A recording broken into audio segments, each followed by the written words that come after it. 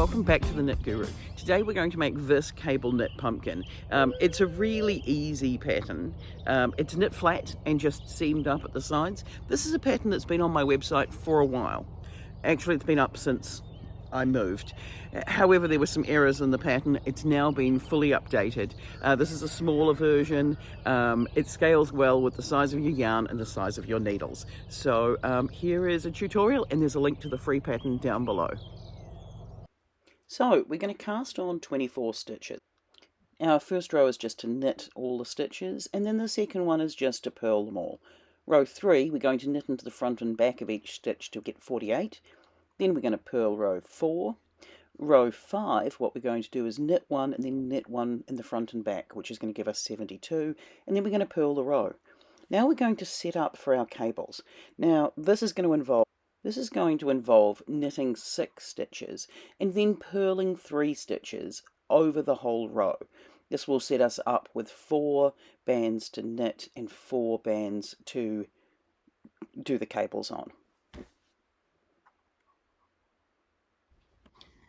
Right, okay, so we've done the first bit, now we're just going to do this cable. So what we're going to do here is we're going to take 3 stitches, slip them onto our cable needle, and just pop that cable needle directly to the back.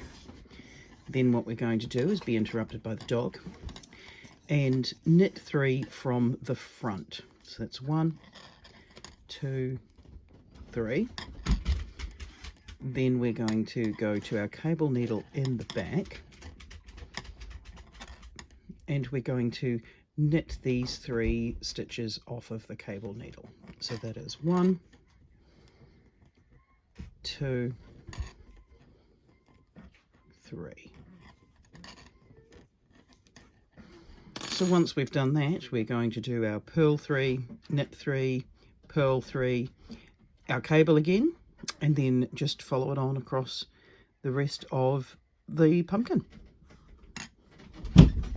Now that we've finished the cables, we're just going to repeat some of the rows that we've already had.